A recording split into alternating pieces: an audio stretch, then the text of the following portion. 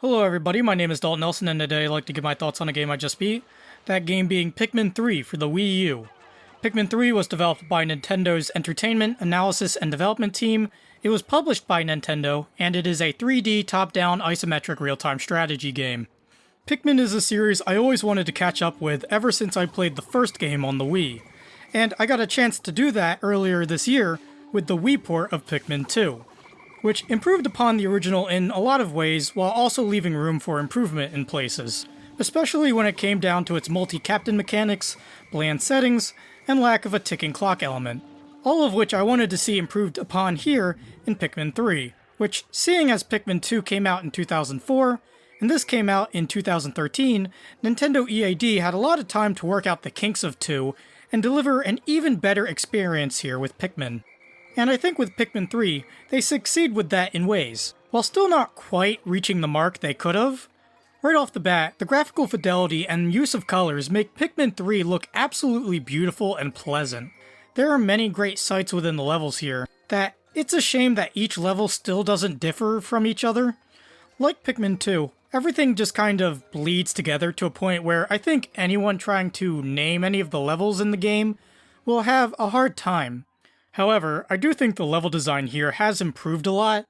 Levels now feel expansive and layered, and will have disconnected sections you can travel to and from. This design approach makes the Wii U gamepad very useful for this series entry, as now with the touch of the screen, you can pause what's happening on the TV side of gameplay and slide the map around to view the map in a bird's eye view. This way, you can plan out actions more effectively. The multi-captain mechanics are much more realized within Pikmin 3, which is great, especially since you get 3 captains you can control this time around instead of 2. 3 features many moments where you'll need to throw a captain to another section of the map, use multiple characters for weight puzzles, or even split the captains up into their own groups so you can cover more ground. The gamepad again comes in with some great functionality in respect to the captains, as you can give any captain a command to move to a specific spot on the map. This way, you don't have to constantly control separate captains like you had to do in 2. In fact, in a way, I'm very disappointed that making a captain move to places is the only command you can give with the gamepad. For example, I wish you could tap on specific enemies or objects so that the captains would deal with them.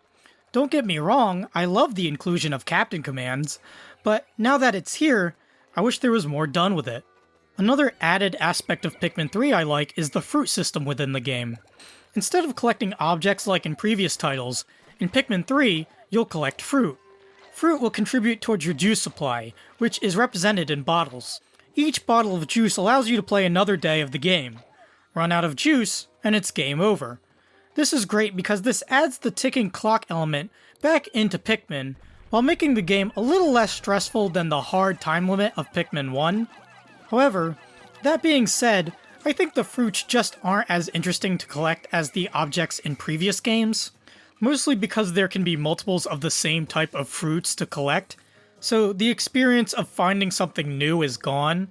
Also, while I respect that Nintendo wants to make the game easier and less stressful than the original Pikmin, the amount of juice collecting fruit processes is a little too much. After like 3 to 5 in-game days from the start, I had enough juice to last me 10 days, making that ticking clock element irrelevant again. I would have liked to see Nintendo strike more of a balance with the fruits, so that the long game felt a little more of a challenge to go through. Moving on to something else. Just like its predecessor, Pikmin 3 adds 2 more Pikmin types to the mix, where instead of purple and white Pikmin, now there are rock and flying Pikmin. Rock Pikmin are used to break hard, crystallized obstacles, and deal more damage, but only when thrown. Left to their own devices, rock Pikmin are slow attackers, and don't deal as much damage compared to being thrown. Flying Pikmin can fly over pretty much anything, making them prime candidates for item transportation and lifting, at the cost of damage output on anything. Both of these new Pikmin types can be acquired the same way as the regular type of Pikmin.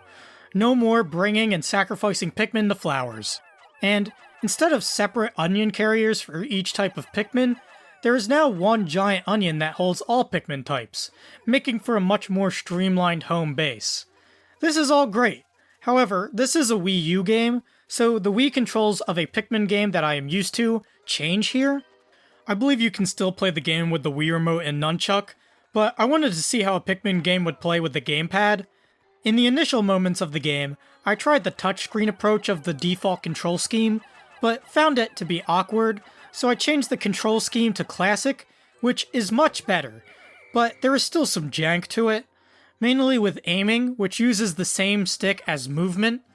The way it works is that the reticle will move first, and when it reaches the maximum distance away from the controlled captain, that character will move in the reticle's direction. As I said, it makes things a little awkward, and I never really quite got used to it.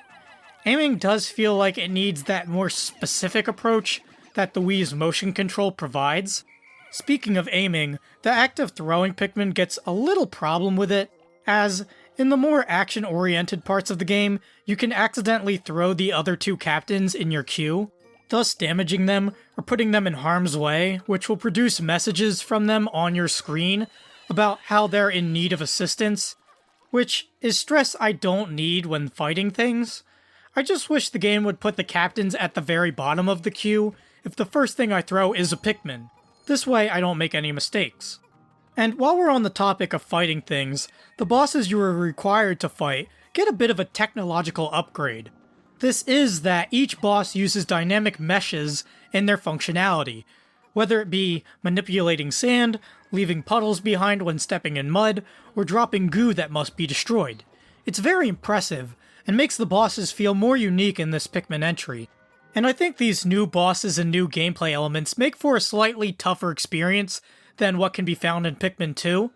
Thankfully, Pikmin 3 now has the added functionality to jump back in time to a specific day. So, if you really messed up, you can go back to a time where you had plentiful Pikmin and knowledge to overcome the adversity. In fact, this higher difficulty rears its head the highest once you get to the final boss fight of the game, which is one of the toughest experiences in a Pikmin game yet. It's very satisfying. Unfortunately, what comes after isn't as gratifying, as the ending of the game comes a little too soon, and this mostly has to do with how the story of the game is laid out. Basically, instead of playing as Olimar or Louie, you play as 3 pilots from the planet Kopai, as they look for food for their home. They end up crashing on the Pikmin planet, and instead of the story focusing on the fruit, the real story is these 3 looking for their cosmic drive key, so that they can get back home. Thus, the story isn't as focused or fulfilling as I want it to be, which is what I can say about Pikmin 3 as a whole. While it makes numerous improvements upon its predecessor, the things that it misses or doesn't get right doesn't make it that much of a better experience from Pikmin 2. So I'm going to give it the same score, a 7 out of 10.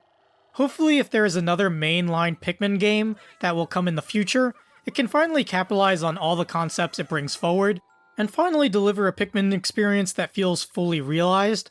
Still, if you like Pikmin, then Pikmin 3 is more than worth the playthrough. That concludes my review of Pikmin 3. If you like my reviews, you can like, comment, or subscribe. I also have a social media link down in the description below, as well as a link to my online portfolio to see video game design works that I have done. And with that out of the way, please make sure to have a nice day.